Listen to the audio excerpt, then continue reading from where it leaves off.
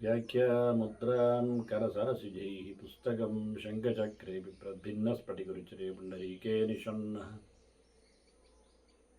अम्लानश्रीरमृतविशदैरंशपिप्लावयन्मामाविर्भूयादनगमहिमा मानसे वागधीशः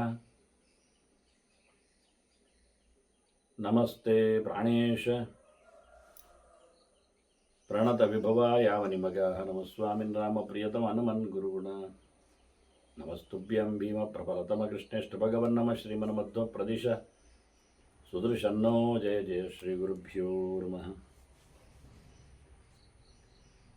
नारायणं सुरगुरुं जगदेकनाथं भक्तप्रियं सकललोकनमस्कृतं च त्रैगुण्यवर्जितमजं विभुमाद्यमीशं वन्दे भुवग्रम् अमरासुरसिद्धवन्द्यं नारायणं नमस्कृत्य नरं चैव नरोत्तमं देवीं सरस्वतीं व्यासं ततो जयमुदीरये ವೇದವ್ಯಾಸರ ಮಹಾಭಾರತದ ಚಿಂತಕರಿಗೆ ವಂದನೆಗಳು. ಶಾಂತಿ ಪರ್ವದ 431ನೆಯ ಪ್ರವಚನ. ಪರಾಶರರ ಮಾತುಗಳು ಜನಕರಾಜನಿಗೆ ಆ ಕಾಲದಲ್ಲಿ ಮನುಷ್ಯನ ಬದುಕಿನ ಬಗ್ಗೆ,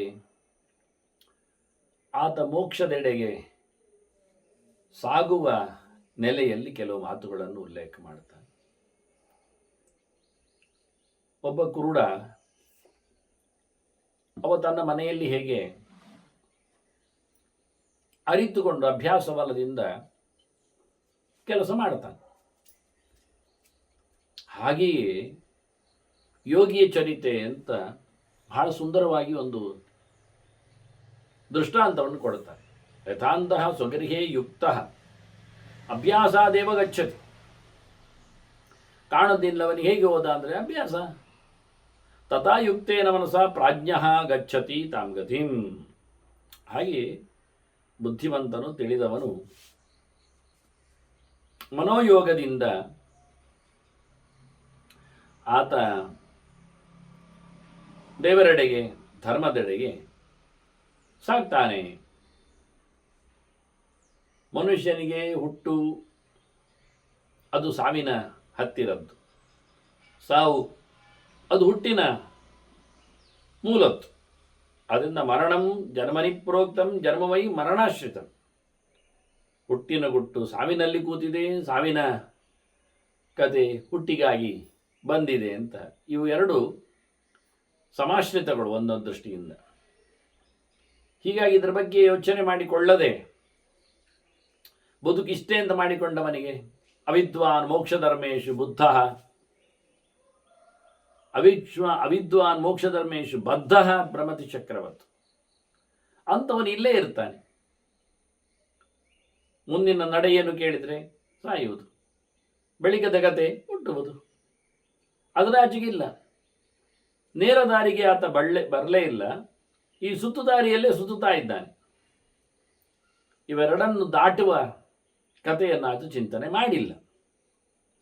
ಹೊರಗೆ ಹೋಗುವುದು ಗೊತ್ತಿಲ್ಲ ಅವನಿಗೆ, ಇಲ್ಲೇ ತಿರುಗುವುದಷ್ಟೇ ಗೊತ್ತಾಯಿತು ಅಂತ. ಅದರಿಂದ ಬಹಳ ಚೆನ್ನಾಗಿ ಅರ್ಥ ಮಾಡಿಕೊಂಡು ಕೇಳಿದ್ದ ಜನಕ ಏನು ಜ್ಞಾನ ಅಂತ. ಹಾಗಾಗಿ ಬುದ್ಧಿಮಾರ್ಗ ಪ್ರಯಾತಸ್ಯ ಸುಖಂತ್ವಿಹ ಪರತ್ರಚ. ಜ್ಞಾನದ ದಾರಿ ಎನ್ನುವುದು ಇಲ್ಲಿಯೂ ನಮಗೆ ಕ್ಷೇಮವನ್ನು ಕೊಡುತ್ತದೆ, ಮುಂದೆಯೂ ನಮಗೆ ಮೋಕ್ಷವನ್ನು ಕರುಣಿಸ್ತದೆ. ನೀವು ಎಷ್ಟು ಕಡೆಯಲ್ಲಿ ನಿಮ್ಮ ಕೆಲಸಗಳನ್ನು ಹರವು ಬಿಡ್ತೀರೋ ಅಷ್ಟು ಕೆಲಸಗಳು ಹಾಳಾಗ್ತವೆ ಮತ್ತು ನಿಮ್ಮನ್ನದು ಹಿಡಿದಿರ್ತದೆ. ಅಯ್ಯೋ, ಸುಲಭ ಒಂದು ಉಪಾಯ ಹೇಳೋದಾದರೆ, ನಾವು 100 ಕಡೆಯಲ್ಲಿ ಸಾಲ ಮಾಡಿಕೊಂಡ್ರೆ ನಮ್ಮ ಕೆಲಸಗಳು ಏನೇ ಇರಲಿ, ನಾವು ಅಷ್ಟು ಕಡೆಯಲ್ಲಿ ವ್ಯಾಪೃತರಾದಾಗಿ, ಹರಡಿಕೊಂಡಾಗಿ. ಹಾಗಾಗಿ ಅವರೊಂದು 4-6 ಜನರಿಗೆ ಹೇಳಿರ್ತಾರೆ. ಅದು ದೃಢತೆಗೋಸ್ಕರವೂ ಆಗ್ತದೆ. ನಾನು ಇವರಿಗೆ ಸಾಲ ಕೊಟ್ಟಿದ್ದೇನೆ, ಇಷ್ಟು ಕೊಟ್ಟಿದ್ದೇನೆ, ಇಂತಹ ಸಂದರ್ಭದಲ್ಲಿ ಕೇಳಿದ್ದಾರೆ, ಹೀಗೆ ಅಂತ ಹೇಳಿದ್ದಾರೆ. ಕೊಡ್ತಾ ಇದ್ರು ಹೇಳ್ತಾನೆ ಚೂರು ಕೊಡ್ತಾ ಇದ್ದಾರೆ ಅಂತ, ಕೊಡದಿದ್ರು ಹೇಳ್ತಾನೆ ಕೊಡ್ತಾ ಇಲ್ಲ ಅವರು ಅಂತ. ಹಾಗೆ ಇನ್ನೊಂದು ವಿಷಯವನ್ನು ಹೇಳುತ್ತಾರೆ, ಅವರು ಬೇರೆಯವರಲ್ಲಿ ಸಾಲ ಮಾಡಿದ್ದಾರಂತೆ, ಅವರು ಸಿಕ್ಕಿದಾಗ ತಿಳಿಸಿದ್ದಾರೆ ಅಂತ. ಹೀಗೆ ಹರಡ್ತಾ ಇರ್ತದೆ. ಅವರು ಸಾಲ ಪಡೆದದ್ದೊಂದು 10 ಜನರಲ್ಲಿ ಆದರೆ ಕಮ್ಮಿಯಲ್ಲದ 100 ಜನರಿಗೆ ಅದು ಗೊತ್ತಾಗಿರ್ತದೆ. ಹೀಗೆ ಯಾವುದೇ ಕೆಲಸಗಳನ್ನೊಬ್ಬ ಬಹಿರಂಗವಾಗಿ ಸಮಾಜಮುಖಿಯಾಗಿ 10 ಜನರ ಸೇರ್ಪಡೆಯಲ್ಲಿ ಮಾಡ್ತಾ ಕೂತ್ರೆ ಅದು ಸ್ಪ್ರೆಡ್ ಆಗ್ತಾ ಇರ್ತದೆ. ಅಂದರೆ ಏನಾಯ್ತು, ಅಲ್ಲಿ ಅವ ಸಂಬಂಧ ಪಡ್ತಾನೆ ಅಂತ ಅರ್ಥ. ಬಿಟ್ಟು ಬರಲಿಕ್ಕೆ ಮಸ್ತು ಕಷ್ಟ ಆಗ್ತದೆ ಆಗ. ಆದ್ದರಿಂದ ಎಲ್ಲಿ ಸಂಘ ಸಂಸ್ಥೆಯಲ್ಲಿಯೋ ಪದಾಧಿಕಾರನಾಗಿಯೋ ಬೆಳೆದುಕೊಳ್ತಾನೋ ಅಲ್ಲಿ ಸೇರಿಕೊಂಡಿರತಕ್ಕ ಸದಸ್ಯರೆಲ್ಲರೂ, ಸೇವಕರೆಲ್ಲರೂ ಇವನ ನೆಲೆ ಕೆಳೆಯಲ್ಲಿ ಬೇಕಾದಷ್ಟು ಹೆಚ್ಚುವರಿದ ಸಂಬಂಧಗಳಿಗೆ ಸಿಕ್ಕಿಬೀಳುತ್ತಾರೆ. ಆದ್ದರಿಂದ ವಿಸ್ತಾರ ನಮ್ಮ ಕ್ರಿಯೆಗಳೆಲ್ಲ ಹೆಚ್ಚುವಾದ ಹಾಗೆ ಅದು ಕ್ಲೇಶ ಸಂಯುಕ್ತ, ತೊಂದರೆ ಜಾಸ್ತಿ ಮಾಡುತ್ತದೆ. ಸಂಕ್ಷೇಪಾಸ್ತು ಸುಖಾವಹ, ಎಷ್ಟು ಕಮ್ಮಿ ಮಾಡಿಕೊಳ್ಳುತ್ತಿ ಅಷ್ಟು ನಿನಗೆ ಸುಖಗಳಿರ್ತವೆ. ಅಂದರೆ ಅಷ್ಟು ಕಷ್ಟ ಇಲ್ಲ ಆಯ್ತಲ್ಲ. 10 ಕಡೆಯಲ್ಲಿ ಸಾಲ ಇಲ್ಲ ಅಂತಂದರೆ ಒಂದೇ ಕಡೆಯಲ್ಲಿ ಸಂಬಂಧ, 8-10 ಜನರಿಗೆ ಹೇಳಿರ್ತಾನೆ, ಅಷ್ಟೇ ಮುಗಿಯಿತು. ಇದು ಸಿಕ್ಕಾಬಟ್ಟೆ ಎಲ್ಲೆಂದರಲ್ಲಿ ತನ್ನ ಕೆಲಸಗಳ ವ್ಯಾಪಾರದಲ್ಲಿ ಅದು ತೊಡಗಿಬಿಟ್ರೆ ಎಲ್ಲರೂ ಸಹ ಕಷ್ಟವನ್ನು ನೀಡಲು ಶುರು ಮಾಡುತ್ತಾರೆ. ಯಾವಾಗಲೂ ಇನ್ನೊಬ್ಬರಿಗೋಸ್ಕರ ನಮ್ಮದು ದೊಡ್ಡದಾಗೋದು ಕೆಲಸ. 10 ಜನ ಬರಲಿ, 100 ಜನ ಸೇರಲಿ, 1000 ಜನಕ್ಕೆ ಉಪಕಾರ ಆಗಲಿ, 1,00,000 ಮಂದಿ ಇದನ್ನು ಪರಿಕಿಸಬೇಕು, ಹೀಗೆಲ್ಲ ನಮ್ಮದು ಬಹಿರಂಗದ ಕಥೆಗಳು. ಪರಾರ್ಥಂ ವಿಸ್ತರಾಸ್ತರವಿ, ಇನ್ನೊಬ್ಬರಿಗೋಸ್ಕರವೇ ನಮ್ಮದು ದೊಡ್ಡದಾಗುವುದು. ನಾನು ಕೆಲವೊಮ್ಮೆ ನಾಚಿಕೆ ಆಗುವುದುಂಟು. ಪೂಜೆ ಆಗ್ತದೆ ಅಂತ ಹೇಳುವುದು, ಯಾಕೆಂದ್ರೆ ಅವರೆಲ್ಲ ಗಂಟೆ ಬಡಿಬೇಕು ಅಂತ, ಇತ್ತ ಹೊರಳಬೇಕು ಅಂತ. ಅವರು ಬಂದದ್ದೇ ದೇವಳಕ್ಕೆ, ದೇವರ ದರ್ಶನಾದಿಗಳಿಗೆ, ಸೇವಾದಿಗಳಿಗೆ. ಮತ್ತು ಹೇಳಿಕೊಳ್ಳುವುದೇನುಂಟು, ಅದರಲ್ಲಿಯೂ ಸಮಯ ಉಂಟು ಅಲ್ಲ ಹೇಳಿಕೊಂಡು ಕೆಲವರು ಆಚೆಗೆ ಕಂಬಕ್ಕೆ ಹೊರಗಿ ಈಚೆ ಜನರಲ್ಲಿ ಮಾತಾಡಿ. ಈಗಂತೂ ಎಲ್ಲ ಕಡೆಯೂ ಸೆಲ್ ಫೋನ್ಗಳಿಗೆ ಪ್ರವೇಶ ಇದೆ. ಹಾಗಾಗಿ ಏನೋ ಹೋಗ್ತಾ ಇರ್ತಾರೆ. ಅದಕ್ಕೋಸ್ಕರ ಹೇಳಬೇಕಾಗ್ತದೆ ಕೆಲವೊಮ್ಮೆ ಪೂಜೆ ಆಗ್ತದೆ ಅಂತ. ಹೀಗೆ ವಿಸ್ತಾರಗೊಳಿಸುವ ಕಥೆಗಳು ನಮ್ಮದು, ಬೆಳೆಸುವ ರೀತಿಗಳು. ಮತ್ತು ಎಲ್ಲರೂ ದೇವರ ದರ್ಶನ ಮಾಡಬೇಕು, ಇದು ಇನ್ನಷ್ಟು ಚೋದ್ಯದ ವಿಷಯ. ನಾವು ನಮ್ಮ ಪೂಜೆಯ ದೇವರನ್ನು ಮತ್ತೊಬ್ಬರಿಗೆ ತೋರಿಸುವುದು. ನಿಜವಾಗಿ ಇನ್ನೊಬ್ಬರು ಅದನ್ನು ಪರಿಗಿಸಿದರೆ ಅದರ ಪವರ್ ಹೋಯ್ತು ಅಂತ ಅರ್ಥ. ಅಲ್ಲ ಇದ್ರೆ ಅಂತ ಕೇಳ್ಬೋದು ನೀವು, ಅದು ವಿಷಯ ಬೇರೆ. ಭಾಗವತ ಧರ್ಮದಂತೆ ಪೂಜೆ ಅದು ಗುಟ್ಟಲ್ಲಿ ಆಗುವಂಥದ್ದು. ಚಿಂತನೆ ಜ್ಞಾನಯಜ್ಞ ಅದು ಪಬ್ಲಿಕ್ಕಲ್ಲಿ ಆಗುವಂಥದ್ದು. ಕೇಳುವುದು ಹೇಳುವುದೆಲ್ಲ ಹೊರಗೆ. ಕೇಳಬೇಕಾದ್ರೂ ಹೋಗಬೇಕಲ್ಲ, ಅವನು ಹೊರಗೆ ಹೇಳಬೇಕಾದ್ರೂ ಹೋಗಬೇಕಲ್ಲ. ಅದರಿಂದ ಕೇಳುವುದು ಹೇಳುವುದು ಹೊರಗೆ, ನೋಡುವುದು ನಡೆಸುವುದು ಅದು ಒಳಗೆ. ನಾನು ಹೀಗೆ ಧ್ಯಾನ ಮಾಡ್ತಾ ಇದ್ದೇನೆ ಅದೆಲ್ಲ ಹೇಳಿಕೊಳ್ಳುವಂಥದ್ದಲ್ಲ. ನಾನೀಗ ಧ್ಯಾನಕ್ಕೆ ಹೋಗ್ತಾ ಇದ್ದೇನೆ ಅದನ್ನು ಹೇಳುವುದು ಅಲ್ಲ. ಅದನ್ನ ಧ್ಯಾನ, ಆರಾಧನಾ ಅಂದರೆ ಪೂಜೆ ಪುನಸ್ಕಾರಗಳು ಅದು ಅವನಿಗೆ ಎಕ್ಸ್ಕ್ಲೂಸಿವ್ಲಿ ಸಂಬಂಧಪಟ್ಟ ವಿಷಯ. ಅದು ಮಗದೊಬ್ಬರಿಗಾಗಿ ಮಾಡುವಂಥದ್ದು ಮಗದೊಬ್ಬರ ನೆಲೆಯಲ್ಲಿ, ಮಗದೊಬ್ಬರ ಮನೆಯಲ್ಲಿ ಅಥವಾ ಮಗದೊಬ್ಬರ ರೀತಿಯಲ್ಲಿ. ದೇವಸ್ಥಾನಗಳ ಅದು ಪಬ್ಲಿಕ್ ಪ್ಲೇಸ್, ಊರಿಗೋಸ್ಕರ ಮಾಡತಕ್ಕಂಥ ಪೂಜೆ ಅದು. ಹಾಗೆ ಇವನ್ನೆಲ್ಲ ಉಲ್ಲೇಖ ಮಾಡ್ತಾ ಇರ್ತಾರೆ. ನಮ್ದೆಲ್ಲ ಪರಾರ್ಥಕ್ಕಾಗಿ ಬೆಳೆದದ್ದು, ಆದ್ದರಿಂದ ಅದನ್ನು ಬಿಟ್ಟರೆ ನಮಗೆ ಒಳ್ಳೆಯದು. ತ್ಯಾಗಂ ಆತ್ಮಹಿತಂ ಇದು. ಎಷ್ಟೆಲ್ಲ ನೀನು ಕಳೆದುಕೊಂಡು ಬರ್ತೀಯ ಅಷ್ಟೆಲ್ಲ ನಿನಗೆ ಮನಸ್ಸಿಗೂ ಮುದ ಉಂಟಾಗ್ತದೆ, ದೇಹಕ್ಕೂ ಹಿತ ಆಗ್ತದೆ, ದೇವರಿಗೂ ಪ್ರೀತಿ ಆಗ್ತದೆ, ನಿನಗೂ ಆರಾಮನಿಸ್ತದೆ. ಹೇಗೆ ಅಂದರೆ ಯಥಾ ಮೃಣಾಲಾನುಗತಂ ಆಶು ಮುಂಚತಿ ಕರ್ತವ. ಕೆಸರು ಅಂಟಿರ್ತದೆ ಕಮಲದ ದಂಟಿಗೆ. ಕಮಲ ಇರುವುದೇ ಕೆಸರಿನಲ್ಲಿ, ಆದರೂ ಎತ್ತಿದಾಗ ಚೂರು ಅದರಲ್ಲಿ ಕೆಸರು ಬರುವುದಿಲ್ಲ, ಹಾಗೆ ಎದ್ದು ಬಿಟ್ಟು ಕೊಡ್ತದೆ. ಹಾಗೆ ಮನುಷ್ಯ ಸಮಾಜದ ಕೆಸರಿನಲ್ಲಿ, ಲೌಕಿಕವಾದ ವ್ಯಾಪಾರಗಳಲ್ಲಿ ಮುಳುಗಿದ್ದರು, ತೊಡಗಿದ್ದರು, ಅಲ್ಲಿಂದಲೇ ಬದುಕಿದ್ದರು. ಅವನು ಮೃಣಾಲದಂತೆ, ಕಮಲದ ದಂಟಿನಂತೆ, ಕಮಲದ ದೈಟಿನ ಒಳಗಿನ ನಾಳದಂತೆ ನಿರ್ಲಿಪ್ತನಾಗಿ, ಎಷ್ಟು ಕೊಚ್ಚೆಯಾಗಿ ಕೆಸರು ಇರ್ತದೋ, ಆದರೆ ಆ ಮೃಣಾಲ ಬಿಸದಂತೂ ಅತ್ಯಂತ ಶುದ್ಧವಾಗಿ, ಬೆಳ್ಳಗೆ, ತೆಳ್ಳಗೆ, ಚಂದವಾಗಿ, ನಯವಾಗಿ, ಮೃದುವಾಗಿ ಇರ್ತದೆ. ಹಾಗೆ ಮನುಷ್ಯ ಇರಬೇಕು. ಸಮಾಜ ಎಷ್ಟು ಡೊಂಕಾಗಿದ್ರು, ಕೊಳಕಾಗಿದ್ರು, ಕ್ರೂರವಾಗಿದ್ರು, ಈತ ಮಾತ್ರ ಅತ್ಯಂತ ಸಮಾಧಾನಿಯಾಗಿ, ಸ್ವಸ್ಥಚಿತ್ತನಾಗಿ, ಸಂತೋಷ ಭರಿತನಾಗಿ, ಅತ್ಯಂತ ಸತ್ವಯುತನಾಗಿ ಇರಬೇಕು. ಇದು ಕ್ರಮ. ತದಾತ್ಮ ಪುರುಷಸ್ಯೇಹ ಮನಸ ಪರಿಮ. ವಾಸ್ತವವಾಗಿ ತನ್ನನ್ನು ತಾನು ವಿಮರ್ಶೆ ಮಾಡಿಕೊಂಡು ತನ್ನ ಮನಸ್ಸನ್ನು ಸರಿಗೊಳಿಸುವ ವಿಧಾನ ಇದು. ಸರಿ ಮಾಡತಕ್ಕಂಥ ರೀತಿಯದು. ಪರಾಮರ್ಶೆಗೆ ಒಳಗಾಗಬೇಕಾದ ರೀತಿ. ಮನಸ್ಸು ಕೆಲವೊಮ್ಮೆ ದೇಹವನ್ನು ದಂಡಿಸ್ತದೆ, ಕೆಲವೊಮ್ಮೆ ಜೀವನನ್ನು ಗೋಳಾಡಿಸ್ತದೆ, ಕೆಲವೊಮ್ಮೆ ದೇವರನ್ನು ಮಾತಾಡಿಸ್ತದೆ. ಹೀಗಾಗಿ ಅದನ್ನು ಎಲ್ಲಿ ಹೇಗೆ ಬೇಕು ಹಾಗೆ ದುಡಿಸಿಕೊಳ್ಬೇಕು. ಮನಃ ಪ್ರಣಯತೆ ಆತ್ಮಾನಂ ಸಯೇವ ಅಭಿಯುಂಜತಿ. ಮನಸ್ಸು ಜೀವನ ಮತ್ತು ದೇವನ ಸಂಪರ್ಕಕ್ಕೆ ಸೇತುವೆ ಇದ್ದ ಹಾಗೆ, ದೇಹ ಮತ್ತು ಜೀವನಿಗೆ ಸಾಧನೆ ನಡೆಸುವಲ್ಲಿ ಬಹಳ ದೊಡ್ಡ ದೊರೆ ಇದ್ದಾಗೆ, ಸಾಧನವಿದ್ದಾಗೆ. ಯುಕ್ತೋ ಯದಾ ನಭವತಿ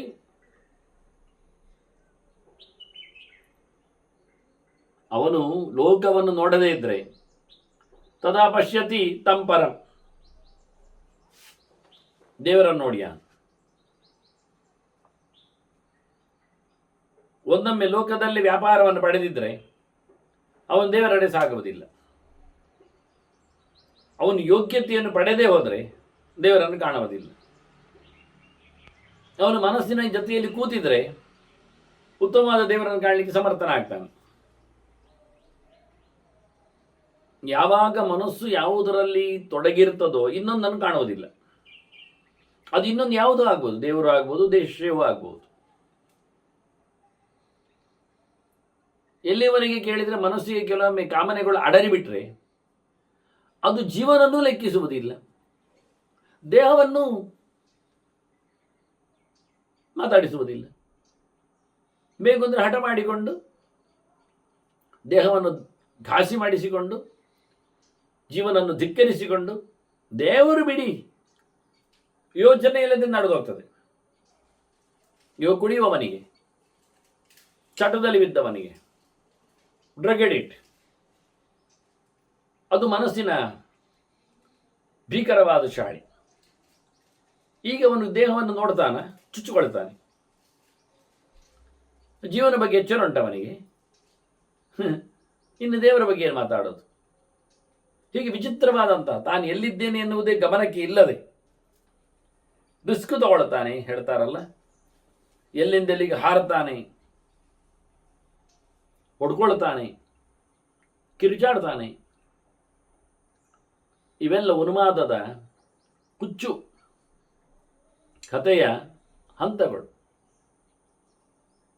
ಹಾಗಾಗಿ ಇನ್ನೊಬ್ಬರಿಗೋಸ್ಕರ ನೀನು ಬದುಕಬೇಡ, ಇನ್ನೊಂದಕ್ಕೋಸ್ಕರವೂ ಬದುಕಬೇಡ. ಪರಾರ್ಥೆ ವರ್ತಮಾನಸ್ತು ಸಂಕಾರ್ಯಂ ಯೋಭಿಮನ್ಯತೆ. ಇನ್ನೊಬ್ಬರಿಗಾಗಿ ತಾನಂತೂ ಕೂತು ಬಿಟ್ಟವ, ಇಂದ್ರಿಯಾರ್ಥೇಶು ಸಕ್ತಸ್ಸಹ ಸ್ವಕಾರ್ಯಾತ್ ಪರಿಹೀಯತೆ. ಅವರ ಕೆಲಸಕ್ಕಾಗಿ ತನ್ನ ಕೆಲಸಗಳನ್ನು ಮೀಸಲಿಟ್ಟವ, ತೆಗೆದು ಹಾಕಿದವ ತನ್ನ ಕೆಲಸದ ವಂಚಿತನಾಗಿ ಹಾಳಾಗಿ ಹೋಗ್ತಾನೆ. ಅದನ್ನೇ ಕೃಷ್ಣ ಹೇಳಿ, ಸ್ವಧರ್ಮೇ ನಿಧನಂ ಶ್ರೇಯ ಅಂತ. ಆಶ್ರಮ ಧರ್ಮ, ವರ್ಣ ಧರ್ಮ ಎಲ್ಲವನ್ನಿಟ್ಟುಕೊಂಡು ಆತ ಮಾತಾಡಿತ್ತು. ಇನ್ನೊಬ್ಬರಿಗಾಗಿ, ಇನ್ನೊಂದಕ್ಕಾಗಿ ದುಡಿದುಕೊಳ್ಳುವವ, ಉತ್ತಮಕ್ಕಾಗಿ, ನಾಳೆಗಾಗಿ ದುಡಿದುಕೊಳ್ಳದವ, ತನ್ನನ್ನು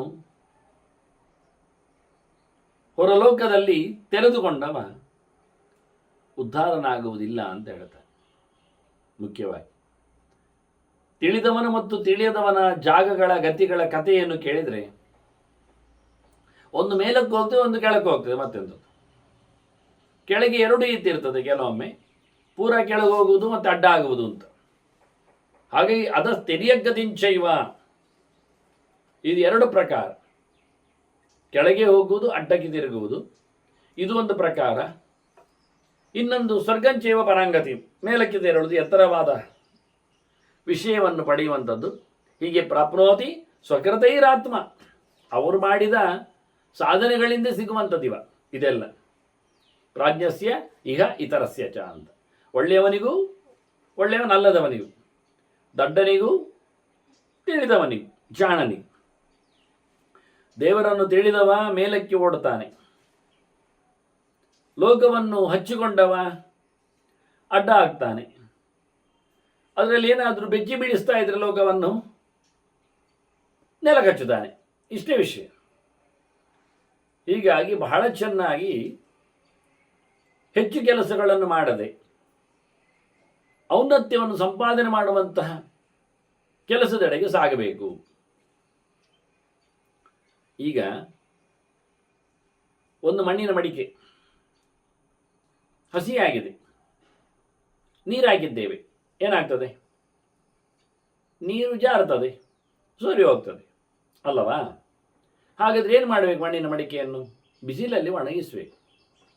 ಅದು ಪಕ್ವ ಆಗಬೇಕು, ಅದು ತಪ್ತ ಆಗಬೇಕು, ಅದು ಗಟ್ಟಿ ಆಗ್ತದೆ ಆಗ. ಹಾಗಾದರೆ ಮಣ್ಣಿನ ಪಾತ್ರೆಯಲ್ಲಿ ನೀರು ನಿಲ್ಲಬೇಕಾದ್ರೆ ಅದು ಬಿಸಿ ಆಗಬೇಕು, ಅದು ತಾಪಕ್ಕೆ ಒಳಪಡಬೇಕು, ತಪ್ತ ಆಗಬೇಕು. ಹಾಗೆ ನೀನು ಸಹ ತಪ್ತನಾದರೆ, ತಪಸ್ಸಿನಿಂದ ನೀನು ಸಹ ಗಟ್ಟಿಯಾದರೆ ಗಟ್ಟಿಯಾಗದೆ ಆಗ ನಿನ್ನಲ್ಲಿ ಯಾವುದೇ ರೀತಿಯಾದ ಲೀಕೇಜುಗಳು ಇರುವುದಿಲ್ಲ. ಇದು ಒಂದು ಮುಖ. ಇನ್ನೊಂದು ರೀತಿಯಿಂದ ಈ ದೃಷ್ಟಾಂತ ಮತ್ತೊಂದು ಬಗೆಯನ್ನು ನೋಡಬಹುದು. ಹಾಕಿದ್ದೆಲ್ಲ ನೀರುಗಳು ಸೋರಿ ಹೋಗ್ತವೆ.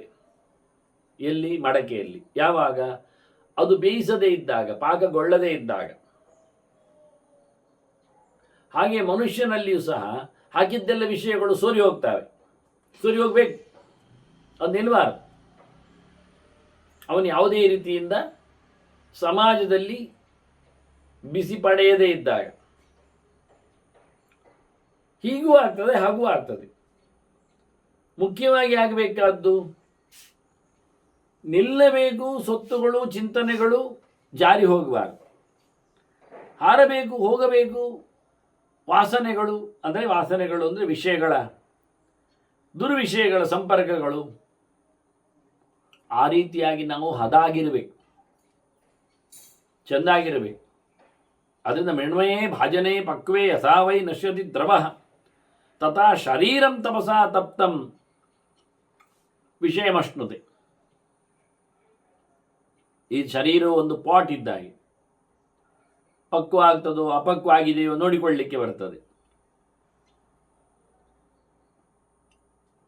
ಒಳ್ಳೆಯ ತಪ್ತನಾದ ಮನುಷ್ಯ ಆಗಿಬಿಟ್ರೆ ಅವನು ತನ್ನ ಎಲ್ಲ ಮಾಡಿದ ಒಳ್ಳೆಯ ಕೆಲಸಗಳನ್ನು ಸ್ಟೋರ್ ಮಾಡಿಕೊಳ್ತಾನೆ, ಗಟ್ಟಿ ಆಗ್ತಾನೆ.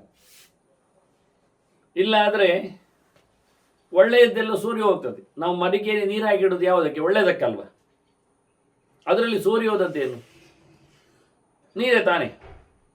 ಉಳ್ಕೊಂಡದ್ದೇನು? ಕಸ ತಾನೆ. ಹಾಗಾಗಿ ನಮಗೆ ಕಸ ಉಳಿಬಾರದು, ಒಳ್ಳೆದುಳಿಬೇಕು, ಕಸ ಹೋಗಬೇಕು. ಆ ರೀತಿಯಾಗಿ ಇದು ವಿಪರೀತ ದೃಷ್ಟಾಂತದಲ್ಲಿ ನೆಲೆಗೊಳ್ಳುತ್ತದೆ ಬೇಕಾದರೆ. ಹೀಗೆ ಮನುಷ್ಯ ಒಳ್ಳೆ ರೀತಿಯಿಂದ ಸಾಧನೆಗಳನ್ನು ನಡೆಸಿಕೊಂಡ್ರೆ ವಿಷಯಾನಷ್ಟತೆಯಸ್ತು ನಸ ಭೋಕ್ಷ್ಯತಿ ಅಸಂಶಯ. ಇಲ್ಲಿ ಉಂಡವ ಅಲ್ಲಿ ತಿನ್ನರಾರ, ಇಲ್ಲಿ ಉಪವಾಸಗೆ ಇದ್ದವ ಅಲ್ಲಿ ಭೋಗಿಸಿಯಾನ. ಇದೊಂದು ನಮೂನೆ. ಅಂದರೆ ಈ ಜನ್ಮದಲ್ಲಿ, ಈ ಲೋಕದಲ್ಲಿ ವಿಷಯ ಸುಖಗಳೆಡೆಗೆ ತನ್ನ ದೇಹವನ್ನು ದುಡಿಸಿಕೊಂಡವ, ಸುಖದ ಸುಪ್ಪತ್ತಿಗೆಯಲ್ಲಿ ಹೊರಳಾಡುವವ, ಸಂಪತ್ತಿನ ಸಮುದ್ರವನ್ನೇ ನುಂಗಲು ಹೊರಟವ ಇಲ್ಲಿ ಮತ್ತೆ ಹುಟ್ಟಿ ಬರುತ್ತಾನೆ. ಅವನಿಗೆ ಪರಲೋಕದಲ್ಲಿ ಸುಖಭೋಗ ಇಲ್ಲ, ದೇವರ ತಾಣ ಸಿಗುವುದಿಲ್ಲ. ಮುಂದೆ ಅವನದ್ದು ಇಲ್ಲಿ ವ್ಯಾಪಾರ ಮಾಡಿದ್ದಕ್ಕಾಗಿ, ತನ್ನ ಕ್ರಿಯೆಗಳನ್ನು ವಿಸ್ತಾರಗೊಳಿಸಿದ್ದಕ್ಕಾಗಿ, ಆದಷ್ಟು ಜನರನ್ನು ತೊಂದರೆಪಡಿಸಿದ್ದಾಗಿ ನರಕಾದಿ ಅನರ್ಥಕ್ಕೆ ಹೋಗ್ತಾನೆ. ಪ್ರಯೋಜನ ಏನಾಗಲಿಲ್ಲ.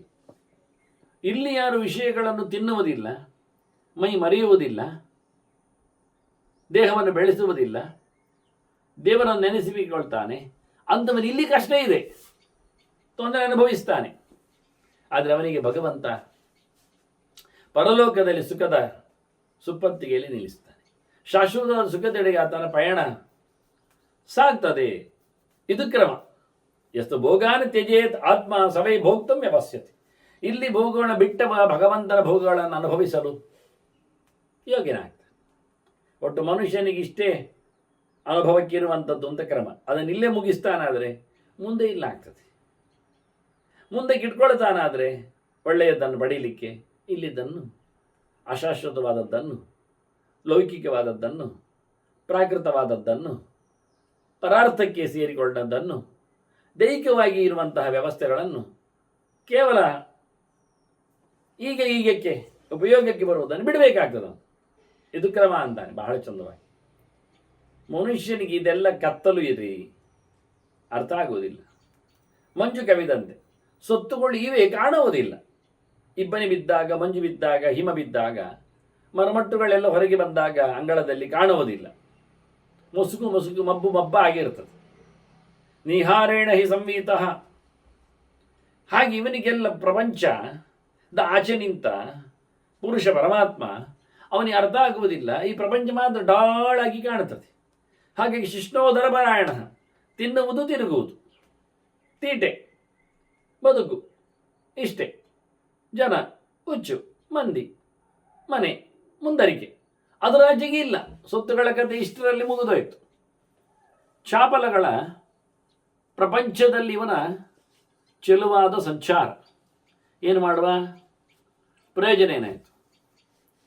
ಜಾತ್ಯಂದೈವ ಪಂಥಾನಂ ಆವೃತಾತ್ಮಾನ ಬುದ್ಧತೆ. ಹುಟ್ಟುಗುರುಡನಿಗೆ ದಾರಿ ಕತೆ ಗೊತ್ತಾ? ಬ್ಲೈಂಡ್ ಬರ್ತ್ ಅಂತವನೇನು ಮಾಡ್ತಾನೆ? ನೀವೇನು ಪರಿಚಯ ಮಾಡಿಸ್ತೀರಿ ಅವನಿಗೆ? ಒಂದು ಸಮಯ ಆಯ್ತಂತೆ ಅವನಿಗೆ ಹೇಳೋದು. ಅಳುವ ಮಗುವನ್ನು ಕೇಳಿಕೊಂಡವ, ಯಾಕೆ ಅಳುತ್ತದೆ ಅಂತ. ಅದರ ಅಕ್ಕೆ ಹೇಳುತ್ತದೆ, ಅದಕ್ಕೆ ಹಾಲು ಬೇಕು ಅಂತ ಅಳುತ್ತದೆ. ಇವ ಹಾಲು ಅಂದ್ರೆ ಎಂತ ಕೇಳಿದ? ಅದು ಬಿಳಿ ಇರ್ತದೆ. ಅದೆಂಥದ್ದು ಬಿಳಿ ಇರುವುದು? ನಾನು ಕಣ್ಣಿಲ್ಲದವನಿಗೆ ಕಲರ್ ಕಥೆ ಗೊತ್ತಿಲ್ಲ, ಸೊತ್ತಿನ ಪರಿಚಯ ಇರುವುದಿಲ್ಲ. ಅದು ಕೊಕ್ಕಿನ ಹಾಗೆ ಉಂಟು ಅಂತ ಅದು ಹೇಳಿತ್ತು. ಅದೆಂಥದ್ದು ಕೊಕ್ಕರೆ ಕೊಕ್ಕು? ಅದಕ್ಕೆ ಕೊಕ್ಕರೆ ಗೊತ್ತಿಲ್ಲ ಅವನಿಗೆ, ಕೊಕ್ಕು ಗೊತ್ತಿಲ್ಲ. ಅದು ಹೀಗೆ ಉಂಟು ಅಂತ ಕೈ ಮಾಡಿತ್ತು. ಇವನ ಕೈಗೆ ತನ್ನ ಕೈಯನ್ನು ಸಿಕ್ಕಿಸಿತು. ಅವ ಹೀಗೆ ಮುಟ್ಟಿದ. ಅದು ಕೊಕ್ಕಿನ ಹಾಗೆ ಮಾಡಿತ್ತದು. ಅವ ಹೀಗೆ ಜಾತ್ಯಂಧ ಕುರುಡಿನ, ಹುಟ್ಟಿ ಕುರುಡನ ಹೀಗೆ ಮುಟ್ಟಿದ ಅವಳ ಕೈಯನ್ನು ಮುಟ್ಟಿ ಅಂದಾಜು ಮಾಡಿ ಹೇಳಿದ, ಓ ಇಷ್ಟು ದೊಡ್ಡದು ತಿನ್ನಬೇಕು ಅಂತ ಬೊಬ್ಬೆ ಹೊಡೆಯುವುದಾ? ಹಾ ಅಂತ ಅರ್ಥ. ಇವಳ್ಳಿಕ್ಕೆ ಶುರು ಮಾಡಿ. ಮಗು ಹಾಲು ಕುಡಿಬೇಕು ಅಂತ ಕೂಗ್ತದೆ ಹೇಳಿದರೆ ಇಷ್ಟು ದೊಡ್ಡ ಸೋಂಟೆ ಏನಾದರೂ ಬಾಯೊಳಗೆ ಹಾಕ್ತಾರೆ ಅಂತ ತಿಳ್ಕೊಂಡ. ಮತ್ತೆ ಸೋಂಟೆಯೂ ಗೊತ್ತಿಲ್ಲ ಅವನಿಗೆ ಟೋಟಲಿ. ಇಷ್ಟನ್ನು ಹಾಕಿಲಿಕ್ಕೆ ಉಂಟ ಅಂತ ಅವನ ತಲೆಯಲ್ಲಿ ಬಂತು. ಹೇಗೆ ಪರಿಚಯಿಸ್ತೀರಿ? ಏನು ಕೊಡ್ತೀರಿ? ಅದರಿಂದ ಹುಟ್ಟುಗುರುಡನಿಗೆ ನೀವು ದಾರಿಯ ಕಥೆ ಹೇಳಲಿಕ್ಕೆ ಬರುವುದಿಲ್ಲ.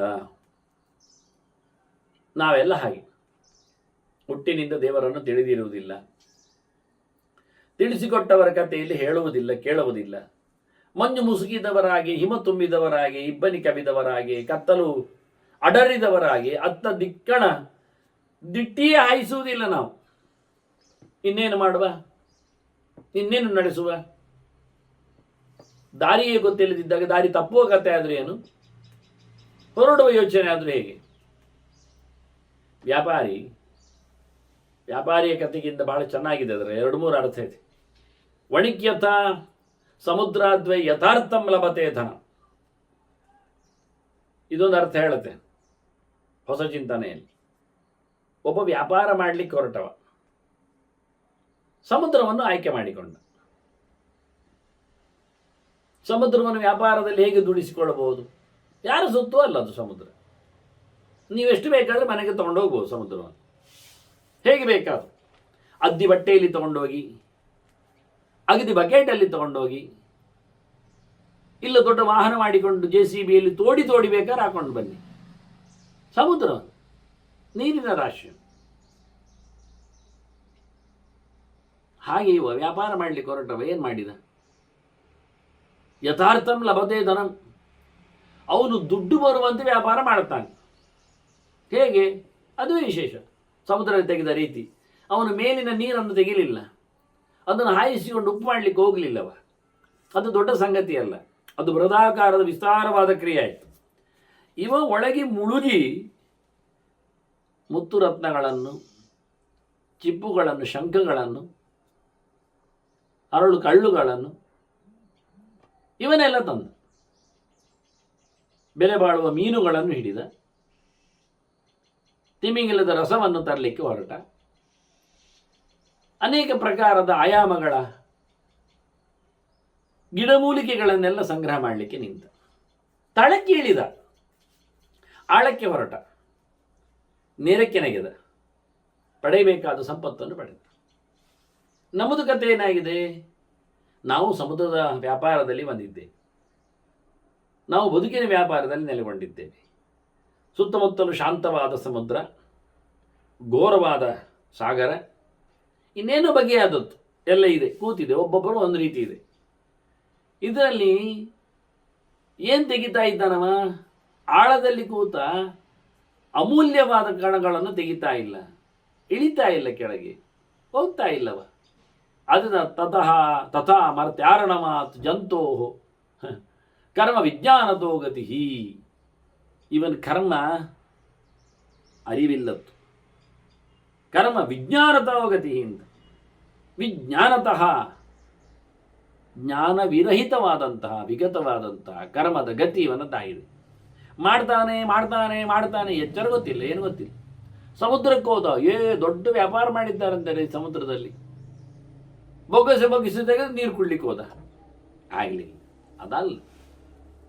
ಇದರಲ್ಲಿ ಏನೋ ಕಂಟೆಂಟ್ಸ್ ಇದೆ, ಮಿನರಲ್ಸ್ ಇದೆ, ತೆಗಿಬೇಕು ಅಂತೇಳಿ ಅದನ್ನು ಒಣಗಿಸಿಕೊಂಡು ತೆಗಿಲಿ ಶುರು ಮಾಡಿದ. ಒಂದಿಷ್ಟು ಉಪ್ಪು ಬಂತು, ಭಾಳ ಕಮ್ಮಿ ಪ್ರೈಸ್ ಅದಕ್ಕೆ. ಅದಾಗಲಿಲ್ಲ. ಅದನ್ನು ಚೆನ್ನಾಗಿ ತಿಳ್ಕೊಂಡವ ಆದರೆ ಸಮುದ್ರವನ್ನು, ಆಗ ಅದರಲ್ಲಿ ಕರ್ಮ ಮಾಡಿದರೆ ಒಳ್ಳೆ ಗತಿಯನ್ನು ಪಡಿತಾನೆ, ಸಂಪಾದನೆ ಮಾಡ್ತಾನೆ. ಅದು ಆಳದಲ್ಲಿದೆ, ಮುಳುಗಿದರೆ ಸಿಗ್ತದೆ ಎಂದು ಹೋಗಿಬಿಟ್ರೆ, ಅವನನ್ನು ಅಕ್ಟೋಬಸ್ ಹಿಡಿದು ಬಿಟ್ರೆ, ಶಾರ್ಕ್ ಮೇಲೆ ನುಂಗಿ ಹಾಕಿದ್ರೆ, ಹಾಗಾಗಿ ಎಲ್ಲಿ ಇಳಿಬೇಕು ಅಂತ ಗೊತ್ತಿರಬೇಕು ಅವನಿಗೆ. ಒಳಗೋದ್ರೆ ಹೊರಗೆ ಬರಲಿಕ್ಕೆ ಬರ್ತದ? ಹೋಗುವಾಗ ಜಾಲಪಾದ ಕಟ್ಟಿಕೊಂಡು ಹೋಗ್ಬೇಕು ಗೊತ್ತಿರಬೇಕು. ಕಣ್ಣಿಗೆ ಗ್ಲಾಸ್ ಹಾಕೊಳ್ಬೇಕು ಗೊತ್ತಿರಬೇಕು. ಆಮ್ಲಜನಕದ ಇದು ಹಂಡೆ ಅದನ್ನು ಕಟ್ಟಿಕೊಂಡು ಹೋಗ್ಬೇಕು ಅಂತ ಗೊತ್ತಿರಬೇಕು. ಸೊಂಟಕ್ಕೆ ಏಳಲಿಕ್ಕೆ ಬೇಕಾದ ಹಗ್ಗ ಬೇಕು ಅಂತ ತಿಳ್ಕೊಂಡಿರಬೇಕು. ಮೇಲಕ್ಕೆ ಆಳದಲ್ಲಿ ಮುಳುಗಲಿಕ್ಕೆ ಬೇಕಾದ್ದು ಶಿಪ್ಪನ್ನು ಅವ್ರು ತಯಾರಿಸಿಕೊಳ್ಬೇಕು. ಇದೆಲ್ಲ ಮಾಡಬೇಕು ಅವನು. ಅಂದ ವಿಶಿಷ್ಟವಾದ ಜ್ಞಾನದಿಂದ ಆತ ಕರ್ಮಕ್ಕೆ ತೊಡಗಿದರೆ ಲಾಭವನಿಗೆ ಗಳಿಸಿರ್ತಾನೋ, ಪಡೆಯಬೇಕಾದ್ದನ್ನು ಹೊಂದುತ್ತಾನೋ, ತಾನು ಖರ್ಚು ಮಾಡಿದ್ದರ ಮೇಲೆ 10-20 ಪಾಲು ಜಾಸ್ತಿ ಪಡಿತಾನವಾಗ, ಅಷ್ಟಕ್ಕೆ ತೆರಳುತ್ತಾನವ. ಇವತ್ತು ಹಡಗಿನಲ್ಲಿ ಕೆಲವರು ಯಾಂತ್ರಿಕ ದೋಣಿಯಲ್ಲಿ ಸಮುದ್ರ ಮಧ್ಯಕ್ಕೆ ತೆರಳಿ 16 ದಿನಗಳನ್ನಲ್ಲೇ ಕಳೆದು ರಾಶಿ ಕಟ್ಟಲೆ ಮೀನನ್ನು ಹಿಡಿದು ತರ್ತಾರೆ. ಅದು ಬದಿಗೆ ಬರುವಾಗ ಹಾಳಾಗಬಾರ್ದು ಅಂತೇಳಿ ತಮ್ಮ ಕಂಟೈನರ್ಗಳನ್ನು ಹಾಕ್ಕೊಂಡದ್ರಲ್ಲಿ ಅದರಲ್ಲಿ ಐಸ್ ಬ್ರಿಕ್ಗಳನ್ನು ಇಟ್ಟುಕೊಂಡೆಲ್ಲ ಅಷ್ಟು ಸಮಯಲ್ಲಿ ಇರುವಾಗ ತೆರೆದಾಗ ಅದಕ್ಕೆ ಬೇಕಾದಂತಹ ಊಟದ ವ್ಯವಸ್ಥೆ, ನೀರಿನ ಕತೆ, ಜನರ ವಸ್ತುಗಳ ಸಹಯೋಗ, ಅದರಲ್ಲೇ ಮತ್ತೆ ಸಿಕ್ಕಿರತಕ್ಕಂತಹ ಮೀನುಗಳು ಮತ್ತಿನ್ನೊಂದುಗಳನ್ನೆಲ್ಲ ಕ್ಲಾಸಿಫೈಡ್ ಮಾಡಿ ಬೇರ್ಪಡಿಸಿ ಮಾರ್ಕೆಟಿಗೆ ಅನುಕೂಲವಾಗಿ ಅದನ್ನು ತರದ್ದು ಮತ್ತು ತಿಂಗಳುಗಟ್ಟಲೆಗಳ ಕಾಲ ಇಲ್ಲಿ ಅವರು ಅದರ ಸಂಪಾದನೆಯನ್ನು ಪಡಿತಾರೆ. ಮತ್ತು ಅದು ಮುಗಿದಾಗಿ ನಮ್ಮ ಹೋದರೆ ಆಯಿತು. ಹೀಗೆ 16 ಜನರು ಸೇರಿ ಹೋಗ್ತಾರೆ, 100 ದಿನಕ್ಕೆ ಬೇಕಾದಂಥ ವ್ಯವಹಾರ ಮಾಡುತ್ತಾರೆ, ಸಾವಿರಾರು ಜನರಿಗೆ ಅದರ ಬೆನಿಫಿಟ್ ಅನ್ನು ಸಿಗುವಂತೆ ನಡೆದುಕೊಳ್ಳುತ್ತಾರೆ. ಇದು ಒಂದು ಮುಖ, ಇದು ಒಂದು ಅರ್ಥ. ಹಾಗೆ ಮನುಷ್ಯಲ್ಲಿ ಬಂದಾಗ ನೂರಾರು ವಿಷಯಗಳನ್ನು ಸಂಪರ್ಕದಲ್ಲಿ ಪಡೆದು ಸಾವಿರಾರು ಜನರಿಗೆ ತಿನ್ನಿಸುವಂತೆ ಅದನ್ನು ನಡೆಸಿ ಶಾಶ್ವತವಾದ ಮೌಲ್ಯದೆಡೆಗೆ ಸಾಗಬೇಕೋ ಬೇಡವೋ? ಮೇಲಿಂದ ಮೇಲೆ ಉಪ್ಪು ನೀರು ಕುಡಿದುಕೊಂಡು ಸಮುದ್ರದಲ್ಲಿ ಸಂಪತ್ತು ಸಿಗಿದೆ ಅಂತ ಹೇಳಿಕೊಂಡು ಸಾವನ್ನು ಪಡೆಯುವುದಲ್ಲ. ಇನ್ನು ಇದಕ್ಕೆ ಮತ್ತೊಂದು ಅರ್ಥ ಹೇಳಿದ್ರು, ಸಮುದ್ರ ವ್ಯಾಪಾರವನ್ನು ಹೇಳಿದ್ರು. ಸಮುದ್ರ ವ್ಯಾಪಾರ ಅದು ಬೇರೆ ರೀತಿಯಲ್ಲಿ ಆಗುವಂಥದ್ದು, ದೇಶಾಂತರ ವ್ಯಾಪಾರ ಇರಲಿ, ಅದು ಒಂದು ಅರ್ಥ ಅಂತ ಹೇಳಿಕೊಂಡು ತಿರುಗಿದ್ರು ತಪ್ಪೇನಲ್ಲ, ಆಗಲಿ ಬಿಡಿ, ಅದು ದೊಡ್ಡ ಸಂಗತಿ ಆಗಲಿಲ್ಲ. ನಾವೀ ಸಂಸಾರ ಸಮುದ್ರವನ್ನು ದಾಟಿಯೋ ತೆರಳುವುದಿಲ್ಲ. ಹೀಗೊಂದು ಅನೇಕ ವ್ಯಾಪಾರಗಳಲ್ಲಿ ವ್ಯಕ್ತಿ ಹೇಗೆ ತೊಡಗಿಕೊಳ್ಳಬೇಕು, ಮುಖ್ಯವಾಗಿ ಅವನದ್ದು ಜ್ಞಾನ ಮತ್ತು ಕರ್ಮ ಅರಿತು ಮಾಡತಕ್ಕಂಥ ಕ್ರಿಯೆ.